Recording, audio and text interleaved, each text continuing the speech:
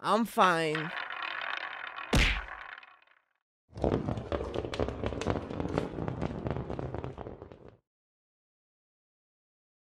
This is KUGAN CASSIUS for IFL TV. Do you know when you was at school? No, when you was at school, right? So say you was about 16, 17, right? And you was like the lanky fat kid, right? And if someone said to you then, do you know in 2023, you're going to be on the front cover of Men's Health magazine, what would you have said to that person? The thing is, I don't know whether it's arrogance or delusion. I would have said probably will, to be fair. Like that is you have to understand like I'm a weird geezer in that respect. Like I think now, in a few years, I will probably be in some of the biggest films around. Huh? And I might even have an album out, like, but people will listen to that and think this, like, but I don't know. That's just, I love doing things that seem like a complete impossibility. So, writing a book was one of them. That was a funny one for me where it was like, you'll never write a book. You were terrible at school. You barely passed GCSE English. You're not going to write a book. And I write a book. Then I want to make it like as big as possible. So I promote it and push it as hard as I can, become Sunday Times bestseller, etc. Then obviously I start training and Men's Health say, do you want to be a columnist? I thought that's amusing. I was like, I don't want to be a columnist. I want to be on the front cover. And everyone's like, Ed, as if you're going to be on the front cover of Men's Health. You're a 44-year-old chubby geezer with a receding barnet. I'm like, no, I will be. Lo and behold, the column's the biggest column they've got. And next thing, they're asking me to go on the front cover. Lo and behold, the delks and the traps are popping out everywhere. And here we are. Are you doing all this natural? So, Are you doing all this natural? We've got to do you ask. know Come how on. many people? You question everyone else. It's 100%. about time someone The asks only me. thing, the only thing, people keep talking about TRT, which is testosterone replacement. Never even had a testosterone test. I know it's hard to believe that this kind of stuff comes naturally, but let me tell you, hard work. And listen, I'm not exactly ripped to shreds. Do me a favor, but creatine every day and protein. That's it. Au naturel, baby. Okay. But it is like, can you imagine the group chat with your mates, like all like they're all posting pictures of the magazine, going, "Are you like that?" Is most people got like even you put on my Instagram, fair play, can't even abuse you for this one or something like that. Do you know what I mean? Like, I feel good. It's been good. It's been you know, this is our yearly recap, isn't it? Of 2024, 2023, and like everything. You know, when people go, I just posted a minute ago, just put, because there's so many cheesy posts, isn't there? You know, yeah, just like, Oh yeah, like when follow people your put like dreams. actions over words and all that shit. Do you know what I mean? What did you post again? No, but that was simple. Oh And yeah. what that meant was, I'm not going to write you a post about how challenging 2023 was and 2024 was all about overcoming your dreams, living life to the foot, like just actions over words. Simple. Because there's too many words. It sometimes isn't. I'm probably the most guilty. Too many words, not enough action. So for me, 2024 is just about doing not even what I promised to necessarily to always to people, sometimes, but what I promised to myself. And if you don't, you let life pass you by. And you'll be sitting here 12 months' time going, oh, I said I was going to do that, but I actually didn't do it, did I? And here I am again. Nothing's actually changed. Let's um let's both rate your 2023. So if we're What gonna are we rating it out of? no, we're gonna do Oh, it I've out got a of bit of 10. a Just out of 10, right? Out of 10, right? I would give you as a promoter of wonderful sport boxing. As a promoter, I would give you in 2023 a six and a half. Shut up. A six and a half. Shut up. Mate, Can how I, can you give me a six? So what? You giving everyone else like a four? no, no, what I'm saying is, do you know what? If you really read between the lines here, there's a compliment in there. What I just said to you, Oh, I would give brilliant! Yeah. you a 6.5 out of 10. Right? I'm not going to start giving you 8s and 9s because then what is that? What the best we're going to get from you? Till you Well, fucking no, because there's still retire 10 or to die. come. I mean, I just want respect. That's all. Right. So, what would you rate your 2023 as a promoter? An 8. I think we had a decent first half. It was a little bit quiet, and I think we had a stonking back end of the year. Like I think the run was unbelievable. Like I keep saying, it's boring to say it. You can't compare our run to other people's and not say it's head and shoulders above. Yeah, So but Eddie, can I say one thing? Yeah. So there's two different things to this, right? Just because it's like you feel like you're pipping everyone else doesn't mean you're doing the best to what you can do. no, that's a valid point. That's a valid point. But what I'm saying is, if you're giving me a 6.5, you have to give others like 2s and 3s. That's what I'm saying. Yeah, but forget about everyone And else. I don't think that's I fair. think seven at I best. think I Seven should at I think best. I should probably be a 9, right? Because it's like unbelievable, but you can always do better. We want to leave that little bit of room for improvement. But then don't tell me anyone else has had an 8. I mean, you could say PPC maybe had an 8, I mean, well, obviously our new partners at Queensbury have to give them the respect now as well, you know. But I don't know. I think another thing for 2024 is run your own race. Don't Context. compare yourself to other people. Oh, okay, yeah. Yeah. All right, look, Because I would say to you, I would say this to you, IFL. Well, let's rate your year. 3, 4. Why? Just I don't know. Just but my stuff is kind of dependent on your stuff, if that makes sense. Yeah. So So it's my fault you're a 3. if Oh, you I see. no, I'm, hold on a minute. I, If how you does this always come back to blaming me for your not 3 just out of you, 10? not just Oh, I you, haven't had a good year. I'll tell you what. Let's blame Eddie Hearn. No, let's do that because it's all dependent on him. but it is a little bit dependent not just on yourself, but obviously the other promoters in the country and the world. But if you smashed, if I give you a 9, I'm giving myself like a 6 or a 7. Yeah, So no, I don't think we deserve a 9. I don't. I think 8's fair. 8's fair. Like we still need to do. Just the market's changing. Like it's very expensive to do massive fights. Really expensive, and if they don't work financially, it's just very difficult to get them off the ground. And that's why, obviously, the relationship in Saudi is going to be so important moving forward because they have the ability to make the fights instantly. And you saw that. I mean, Joshua Wilder, I know, obviously he lost, but that was a great example of, you know, they made it instantly, effectively. So yeah, I think I'm excited. I'm excited about the new. I'm really excited about a lot of our younger fighters coming through. That's where I get a lot of our enjoyment. Seeing them achieve, seeing them change their lives, achieve their dreams, and I think it's going to be a very interesting year for boxing all round.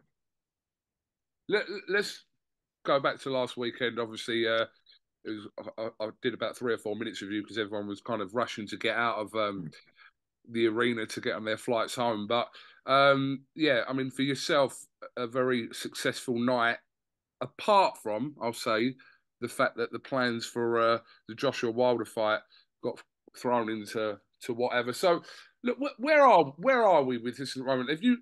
Has there been any conversations about this fight still potentially taking place? No, the fight's dead.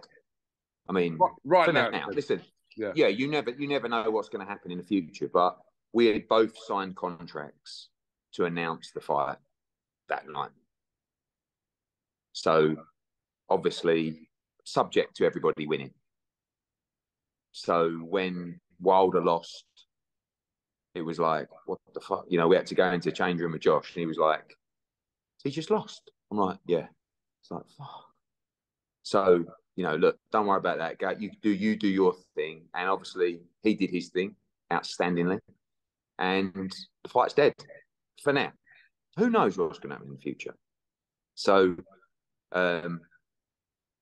literally, since I left the venue that night to about 20 minutes ago, I've been speaking to His Excellency non-stop to decide what we're going to do. Obviously, AJ is the hot commodity right now.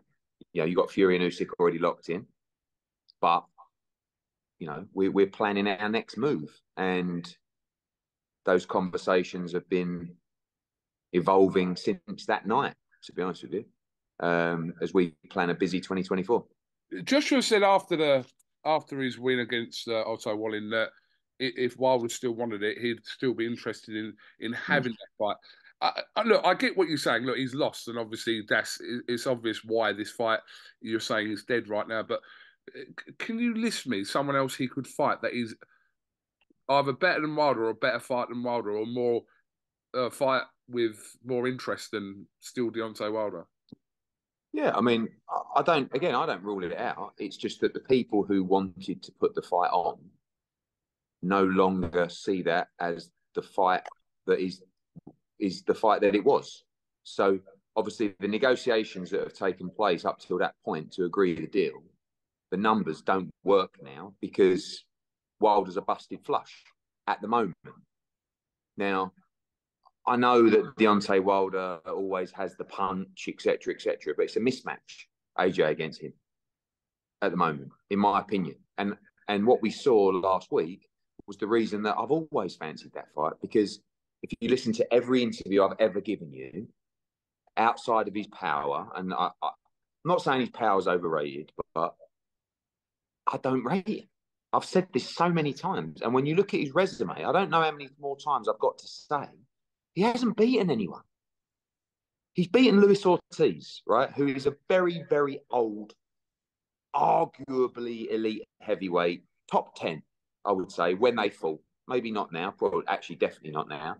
But that is it. And I'm not trying to be critical. I've never really got it. So exciting, so entertaining. Great interviews. Bomb squad. Love it. Think it's amazing. But he ain't in AJ's league. And I was delighted for Joseph Parker, but unfortunately, he got the chance to do what I believe we would have done, which was win every round. I think might probably knock him out. But so right now, we have 3 fights that we're in discussions for. They're all big. And that doesn't involve Deontay Wilder for March.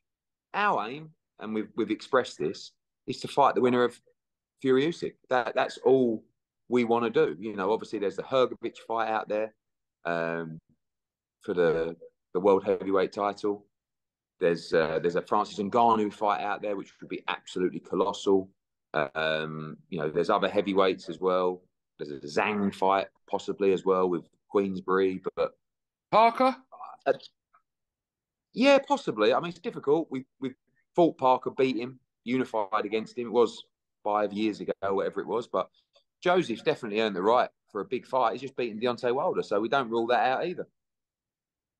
Andy Ruiz was there, obviously ringside. Made a couple of comments about looking for that fight, but I'm assuming that's not really on your radar right now, Andy Ruiz. No, I mean, we've had loads of people come. I mean, where was the other one piping up the other day? Frank Sanchez. It's like, you know, I mean, with all due respect, like, we do have a plan, and these are all great heavyweights: Andy Ruiz, Frank Sanchez, Joseph Parker. But really, the only thing that the things that AJ wants to do is be in massive fights, win the world heavyweight title, and fight Tyson Fury, or get another crack at Usyk. I mean, that's what Benn wants. Benn wants another crack at Usyk. For me, obviously, I'd love the Fury fight. But that is really, and then, you know, when you look at fighting in March, fighting in September, you know, maybe 2 fights against the Fury-Usyk winner. Who knows? You're talking 4 or 5 fights down the line. That may be it. You know, I mean, he looked amazing last week, but 5 fights is another year and a half, nearly 2 years. So how much longer are you going to go? But right now, we're really excited about 2024. What I mean, look, the sensible thing, it seems, for you to kind of pursue that route with the IBF and see what happens, obviously, as a result of Fury-Usyk, etc. Because again, Joshua's comments in the fight week were about wanting to become a three-time world champion, and it's about who's got the belt rather than whoever else around it. He wants to win another world title.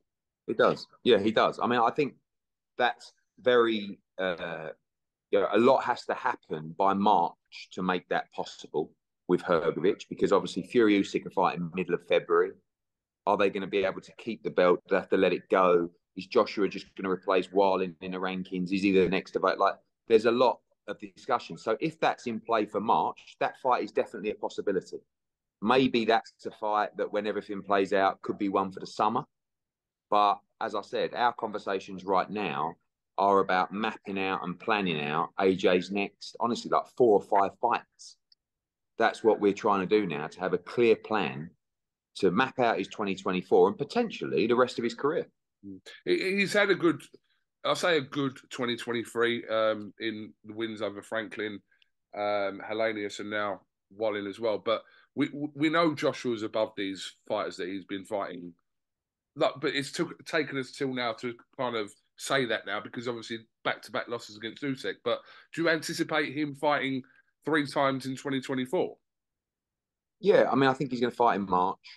Then I guess he fights in like August, September. So whether it's 3 times in the calendar year or 3 times, from March to March, something like that, I mean, I would just say that he's had a great year. I think, to fight 3 times as a heavyweight and one of the biggest names in the sport is a great achievement. Obviously, the Wallin victory was his most impressive and his best performance as well. And, I think that when we say, oh, well, he's levels above them, he should be getting rid of them. Like the way that he did it against Wallin, I think needs a huge amount of praise, to be honest with you, as a performance. I think everybody in boxing is giving him that. But, we, like I said, we really go into 2024 with our tails up and excited. What's the route for Fury now? How does this happen? If Fury, let's just say hypothetically, Fury beats Usyk on Feb 17th. What's the route there for you to try and maneuver that fight? But very simple. I mean, we just have to keep winning. So if Fury beats Usyk, they have 2 fights. So Fury beats Usyk in February. They fight again in, I don't know, August, September, whenever it's going to be. We fight the winner. But we have to keep winning. If AJ wins in March and then wins against Hrgovic or whoever it's going to be twice, that fight is huge. If Fury beats Usyk, AJ against Usyk, Fury, is absolutely colossal. Colossal. And I believe, I said he's going to beat Wallin, he's going to beat Wilder, and then he's going to beat Fury. Obviously, for now, the Wilder fight is parked, but he's going to win in March. He's going to then win again in the summer, and then he's going to beat Tyson Fury. That's how I believe it will play out. And if it's not Fury, maybe we get another crack at Usyk. But, like I said, for us, it's just about mapping out that year, and that's what we're doing at the moment. Do you see this as a long-term situation with Ben Davison now? We know kind of the comments of why he was training with Ben prior to this Wallin fight, but do you see this as a long-term thing now? I don't know. I mean, look, he's had a great relationship, has got a great relationship with Derek James. The main thought process behind this camp is he was already training with Ben taking over, and then we announced the fight 6 weeks before. So to go out to Texas and then fly all across the time zones to Saudi was just impossible. So, but obviously it's been very successful with Ben, and I'm sure the team will chat and decide what they feel is best for them. For 2024, do you see every single major fight that you'll be involved with happening over in the Middle East, in Saudi, yeah? No, definitely not. I mean, it's very important. This is what I said about Eubank Benn.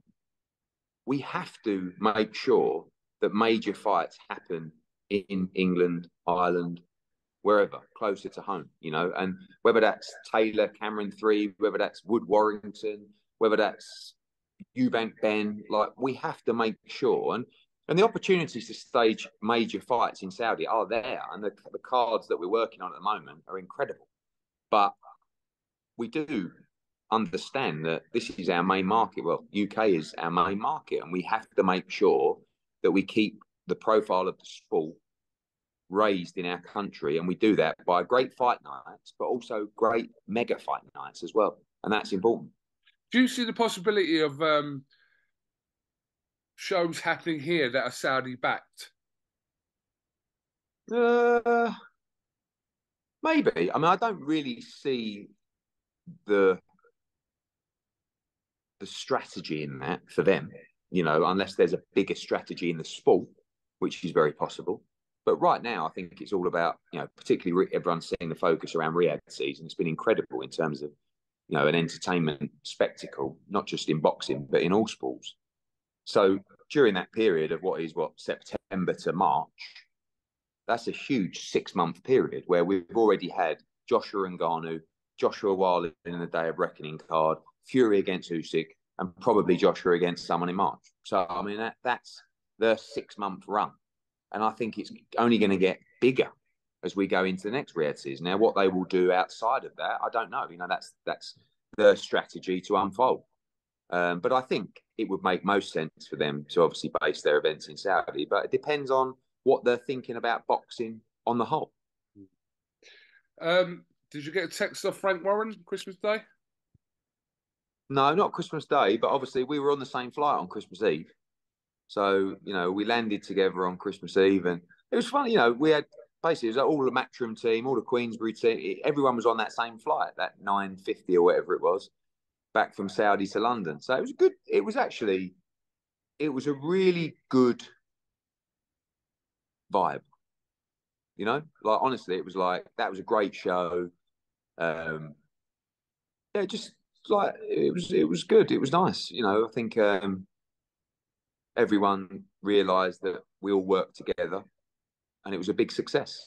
Obviously, we had our wins on the night that we were buzzing about, and I think there's, we've all been speaking to His Excellency non-stop.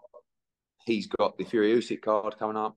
We've got fights that we were talking about for undercards. He's got fights that he's talking about for March. We're talking about March, April. So it's not going to stop there. And like I said, like, the opportunity, it's not like His Excellency has no interest in, like, who said what on IFL, with all due respect. It's like, look, guys, these are the fights that I want to make. Do you want to do it with me? So, and obviously AJ headlined in December, and he's going to headline again in March, most likely. So, but it's not just the AJ fight. These cards that are being built are unbelievable, and they involve a lot of different people and different promoters, and nobody cares what role they have as long as their fighters are getting the opportunity and they're a part of it.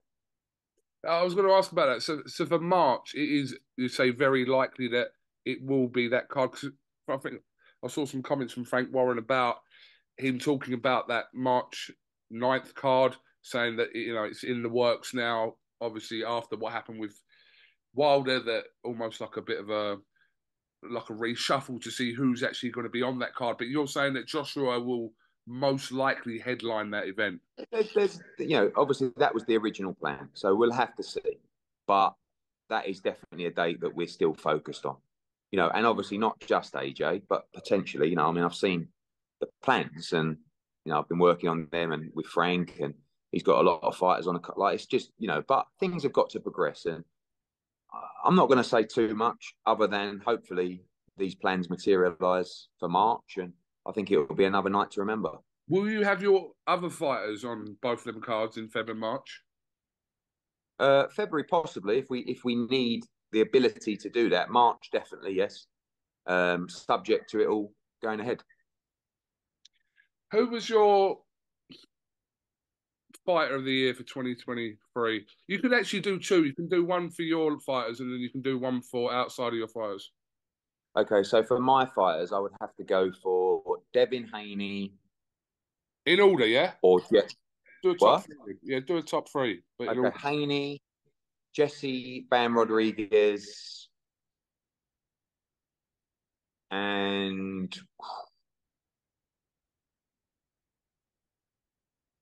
I'd probably say Katie Taylor. Not AJ? Who? Not AJ in there? No, I think AJ didn't have, I think the last performance was outstanding. His activity was great. But I think, like, obviously Chantel was, it's almost potentially a tie between Katie Taylor and Chantel Cameron. I mean, Chantel Cameron's performance to win the first fight was incredible. But I just feel that Katie's comeback, you know, when her absolute career was on the line to win that second fight, it was an incredible performance. So yeah, probably those three. Okay, And then outside of my stable, I would say Inoue. Yeah. I would say Terence Crawford. You know, although he only had one fight, didn't he? I think in the year, but still. Intense, so. Yeah. I just feel like if you're fighter of the year, you should be having more than one fight. I don't know. Depends on what the win is, though, doesn't it? I mean, if it's that was quite Who a else? win.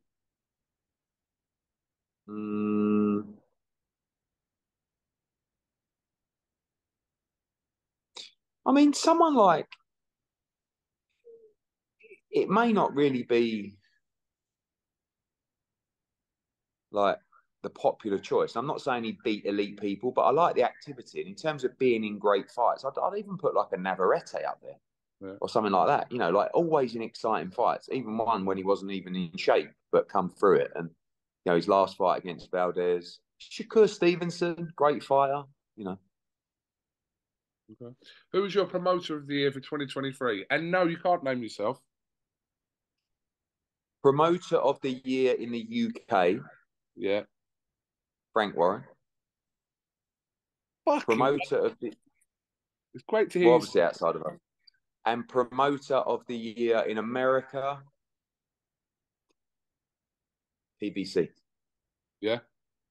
I mean, promotional company, or whatever you want to call them. Yeah, I know that the back end of 2024 and obviously losing Showtime wasn't ideal, but like on the whole, I think they've had a great year. Can I ask you a question? Would you have put, if I allowed you to put yourself in there, would you just have named you? Absolutely, yeah. Yeah. Okay. Fight of the year?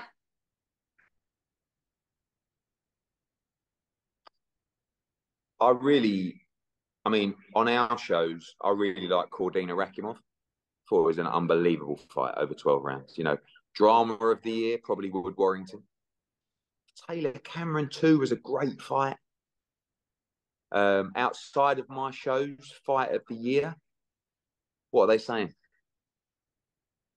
What are they saying? A lot of people are saying Haney Lomachenko, I think. Yeah. Again, I would say mine. Yeah. Upset of the year? It's got to be the other day, isn't it, or not? Was that really a big upset? Parker Wilder. Was that big of an upset, though? For me, that wasn't a massive up. I mean, he was the outsider. Do you know what I mean? I'll tell you that one of the upsets of the year for me was Jericho Quinn against Peter McGrath. Yeah. But I know that was on the undercard of the show, but I thought that was a stunning defeat, to be honest with you. Who else? I mean, Jose Felix against Gary Cully. Yeah. That was a massive shock on the night.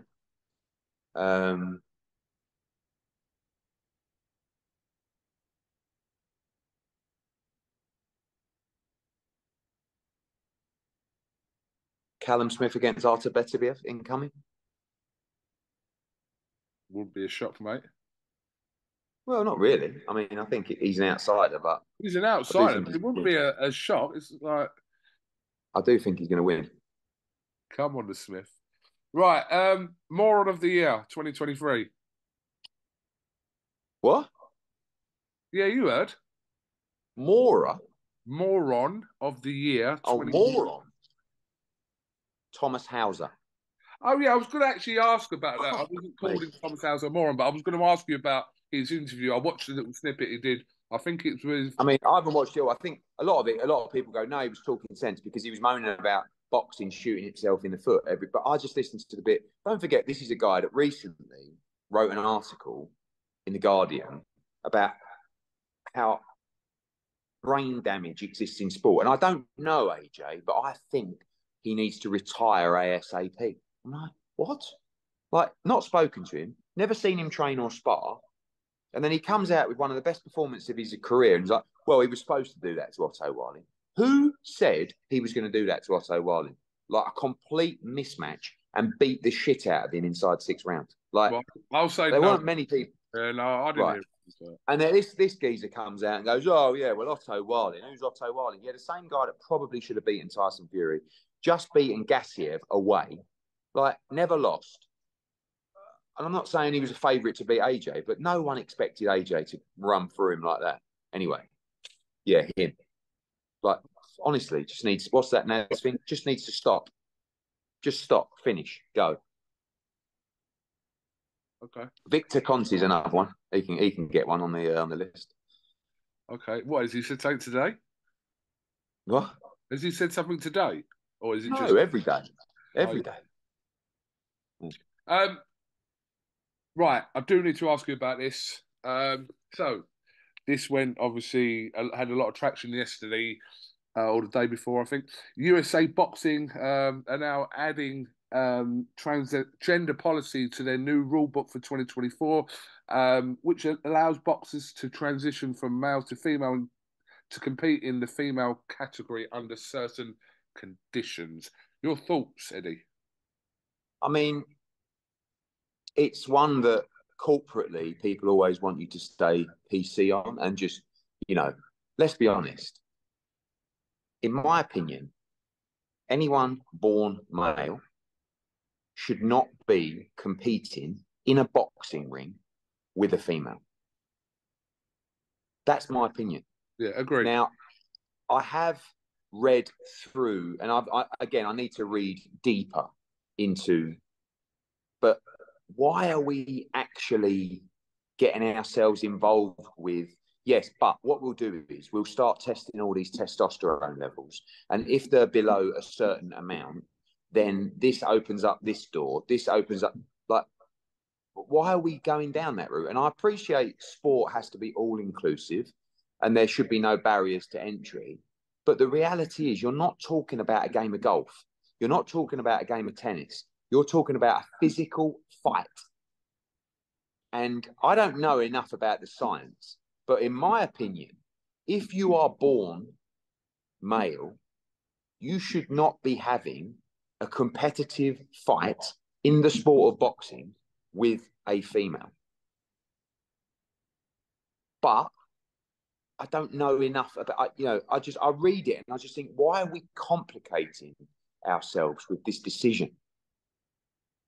And also, there are enough females out there trying to, take these opportunities that it may open the door for someone to, get an edge or progress their career, and that might not be physically fair in them doing so. And if I don't know, again, the science of, yes, but if testosterone levels are this high, that there is no actual physical edge or advantage, is there? But again, why are we complicating ourselves? It's more simple than that. And I understand the world is changing, and I know we have to keep changing, we have to keep evolving. But in my opinion, that's my position. How dangerous could this potentially be? Well, very, very. I mean, again, I don't know. The scientists might say, well, actually, it's not. There is no physical advantage if the testosterone levels are a certain amount. But can you alter those testosterone levels? Will people look to do it? What do you take to change those testosterone? Again, I don't really know. I'm just saying, don't complicate it, especially in boxing. And I appreciate in other sports where there may not be, especially where there's a physical advantage to do harm in boxing, like in a dangerous sport. I just think, but a lot of those policies stem from the IOC's policies as well. If you actually read the document from USA Boxing, it is, well, actually, we're following the rules set out by the IOC. So, yeah, boxing, in my opinion, is very different to curling or, shooting. It's a physical advantage that could be very dangerous in the ring. You have announced Conor Benn's next fight, which will take place in America on the 3rd of February at the Cosmopolitan against Dobson. Talk me through it. I've seen a bit of a mixed reaction to it. You were never. Yeah, I mean, you were never going to win. To be fair, Pete, fighting Eubank. No, like they're making it Eubank. Yeah, Peter Dobson, who we've had lined up for 3 big fights now, and have all fallen through. No fault of his own. We had 5 weeks to go to announce this fight. I like Dobson. He's got plenty of balls. He's 17-0. He's a 154 pounder.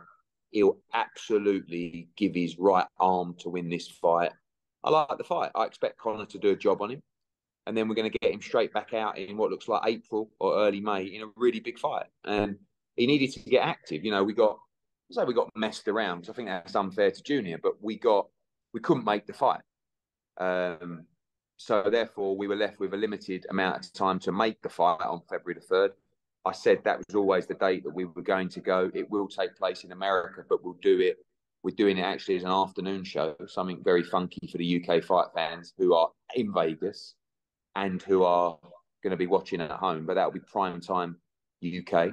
And, you know, we expect a big night. I'm down to 10% on my battery, so you've got about another 4 or 5 minutes. Okay. Johnny Fisher's on the card? Yeah, massive. I mean, you know, there's a couple of other Essex boys as well on the card. And like I said, we're going to do something a little bit funky for the fight fans on February 3rd in Vegas. So the Romford Bull Army, book your tickets. Conor Benn fans, book your tickets, and some others to be announced to the card as well. But, you know, we'll allow you to watch the fights, and then we'll be arranging something fun for you straight after. Just going back to that Eubank situation, did you say you wasn't messed around by Eubank? I thought that's what you said. I mean, I would only say we were messed around because he, in my opinion, was wrong not to take the offers that were on the table. So, but I guess we weren't messed around because he didn't want to take him. So there's nothing, you know, it wasn't like he accepted and then, you know, didn't sign the contract. We just never agreed terms for the fight. So, you know, I just feel like he should have, and now he just has to wait for Conor Benn because he ain't going to fight anyone else. He's not going to fight the middleweight world champion for a quarter of the money. Yeah, a quarter of the money that he was fighting Conor Benn for. So, Ed, there was a lot of speculation about kind of where you were out with kind of your figures and numbers with what Eubank wanted and what you were offered, and there's reports saying that like it was not double, but not far off double what you were offering, and was a guarantee to what he actually wanted. Is that true or not? Yeah, probably. I think initially, yeah. I mean, already the initial offer was a lot more than he was making for the first fight. But in his opinion, you know, he said to me, "Well, you said this was the biggest fight in British boxing history." I said, "Look, I'm a promoter. I say a lot of things, but yes, it was a monster fight. But if you think it's as big as that, you need to back yourself as well with the numbers." And the guarantee was huge. Like, he's never going to make money like that. And I do think the fight will happen because now he's going to sit there and go, right, what are my options? And then think, basically, I've got to fight Conor Benn. But sometimes with Chris, he takes it down to the wire, and by then it's too late. Do you think that fight will still happen this year? Yes, I do. But obviously, Conor's got to do a job on Dobson first. All right, just a quick few things just to run through. Have you spoken to Dillian White? What's happened with Dillian White? Like, No, I spoke to him a few weeks ago. He messaged me. He said, you know, he hopes to have some news coming soon. I have no idea what that is, but you know, I think it's about time that he come out and let everyone know what's going on. But he will return this year at some point, possibly. Or we don't know, do we? I have no idea. No idea what's gone on. No idea what the findings have shown. No idea on the work that he's been doing behind the scenes. So we'll wait and hear from him. Okay. What about Billy Joe? Have you spoke to him? Yeah, spoke to him. I mean, training away, you know, I think with Billy, it's difficult for him to stay focused on a date if you don't have a date, you know. And then over Christmas, I'd still like to see him come back around sort of February, March time. And we really need to make that move, because if you don't, it's going to be coming up to 3 years that you'll be out of the ring. So, you know, keen to see him back as soon as possible. John Ryder, big opportunity for John Ryder. Massive. You know, January 27th, we've got a great show in Belfast, by the way. Crocker against Felix. We've also got Tommy McCarthy against Chev, great fight. Paddy Donovan on the card. Sean McComb on the card as well. And then the same night, it's a double header with Jaime Munguia against John Ryder and Phoenix. Brilliant fight. I think John's going to do it. I really do. You know, I thought he really grew in confidence in the Canelo fight, and I do see him winning that fight. All right. Well, look, I do appreciate your abroad. Is that a green screen behind you? Or is that, are you actually somewhere? Yeah, no, I'm in Basildon at the minute, mate. In Domino's, but I just put this thing up behind me. So yeah, no, mine. I'm Basildon. All right. Don't forget. I'm a few hours behind you, so you'll be celebrating New Year's before me, and have a good one. yourself. Have a good one, everyone listening and following. 2023 done. I'm not really a New Year's Eve man, to be honest with you. Like, it's just another day. I'm looking forward to 2024. I never really put a line for anything. It's just, for me, it's just one line. You know, well, that's the year over. Scrap that. No. We learned, we grew, we'd be better. The only thing you need to concentrate on is having a better year than you did last year. But it's all a journey. And I wish everybody a blessed one. Good health for 2024. Work hard. Work on your health, physical and mental, and be happy. All right, Eddie, thank you very much. Yeah, I did want to waffle on, but I'm not going to, because I do appreciate you've taken time out on New Year's Eve. That's fine. Quick one, Canelo this year? Who knows? Who knows? We'd love to work with him again. I think he's got a big year coming up, and we'll see what 2024 brings. All right, Eddie, I'll speak to you when you're home, Eddie. I will do. It won't be long. We'll get together in the office. Absolutely. Eddie Hearn, Happy New Year. Over and out. Thank you very much. And yeah, we'll see you when you're back, mate. Happy New Year. Cheers, boys. Thank you. I'm fine.